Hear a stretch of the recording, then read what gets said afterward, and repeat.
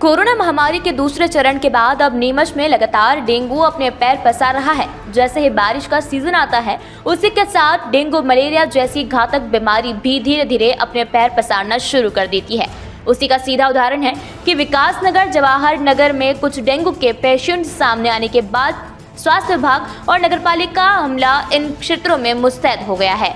स्वास्थ्य विभाग का कहना है कि नीमच शहर में डेंगू और मलेरिया के मरीज आने के बाद हम घर घर जाकर सर्वे कर रहे हैं और लोगों को डेंगू मलेरिया के लिए जागरूक कर बता रहे हैं कि किस तरह से इस महामारी से बचा जा सकता है।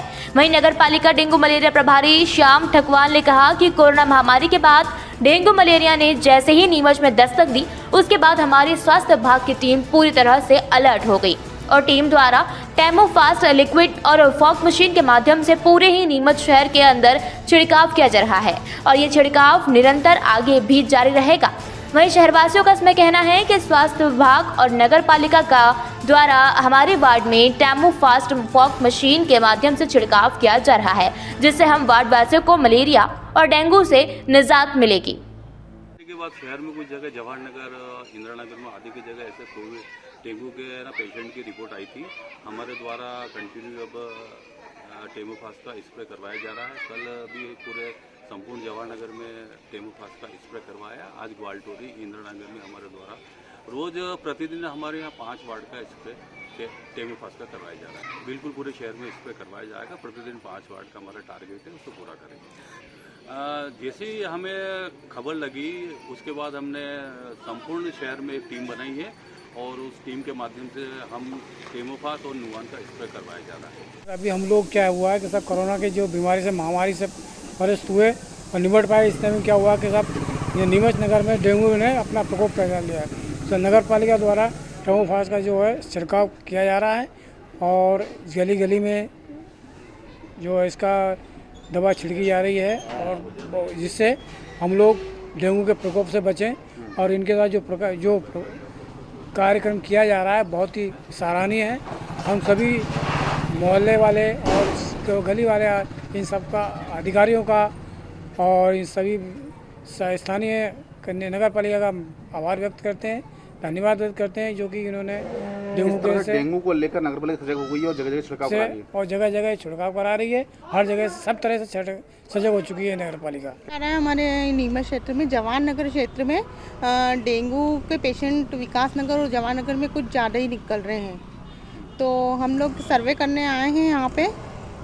और सर्वे के दौरान हम लोग पानी के कंटेनर, बेकार टायर वगैरह, पानी की टंकियाँ, कंटेनर, ये सब चेक कर रहे हैं कि उसमें लार्वा तो नहीं उत्पन्न हो रहा है और उनको समझाइश दे रहे हैं कि साफ़ पानी अगर यूज़ में नहीं आ रहा है तो उसे ढोल दें या ढक के रखें, या उसमें मतलब अपना खाने का जो तेल होता है मीठा, वो 2 चम्मच नाश्ते वाली चम्मच डाल दें तो वो परत जम जाएगी। उस परत से वो जो लार्वा होता है वो ऊपर नहीं आ पाएगा, वो नीचे रह जाएगा और मच्छर बनेगा ही नहीं उस लार्वा से।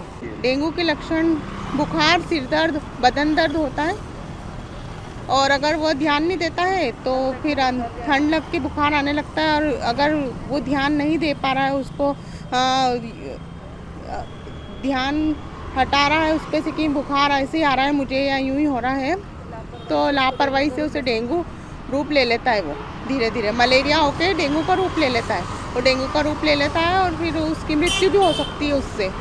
अभी हमने 34 घरों में सर्वे कर चुके हैं हम और अभी आगे और कर ही रहे हैं। हम सुबह से 9 बजे से हम लोग आए हुए हैं, सर्वे कर रहे हैं। जहाँ तक डेंगू का प्रश्न है, ये वर्षा काल की एक बहुत बड़ी समस्या है। वर्षा ऋतु में हम इस बात पर ध्यान नहीं रख पाते हैं कि पानी कहाँ जमा हो रहा है, क्योंकि डेंगू साफ और ठहरे हुए पानी में पैदा होने वाला लार्वा है, मच्छर है और दिन में काटता है।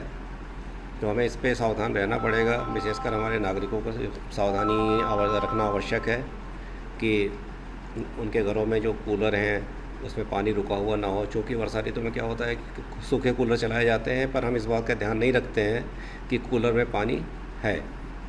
वो ठहरा हुआ जो पानी होता है वो डेंगू के मच्छरों के लिए बहुत उत्पादक होता है।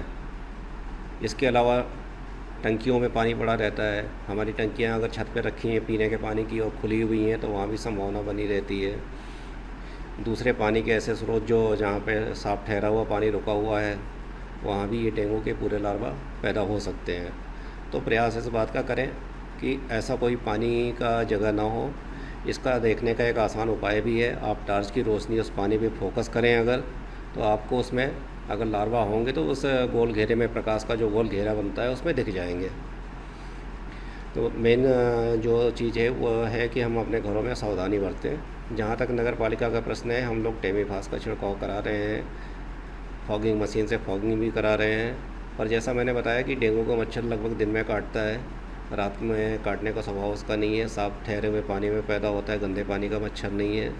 तो इन चीज़ों को अगर ध्यान में रखेंगे और तो डेंगू से अपना बचाव कर सकते हैं। अभी हमने श्याम टाकवाल को इसके लिए कोई अपना नोडल ऑफिसर नियुक्त कर दिया है। श्याम टाकवाल इसको बराबर देख रहे हैं और हर वार्ड में प्रॉपर छिड़काव और फॉगिंग की व्यवस्था कर रहे हैं। लेकिन आपके इस चैनल के माध्यम से मैं जनता से भी अपील कर रहा हूँ कि इस बात का ध्यान रखें कि मच्छर उनके घर में ही पैदा हो रहे हैं, इसलिए ऐसे पानी को जो साफ़ है, ठहरा हुआ पानी है, उसको ना रहने दें। कूलरों को साफ़ कर लें अपने, किसी गमले में, किसी टायर में, किसी अन्य स्थान पे अगर पानी रुका हुआ है तो उसको निकाल दें, कपड़े से साफ़ कर दें।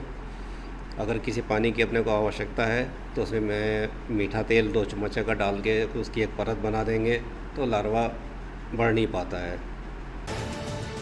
नीमच से दीपक खताविया की ये रिपोर्ट।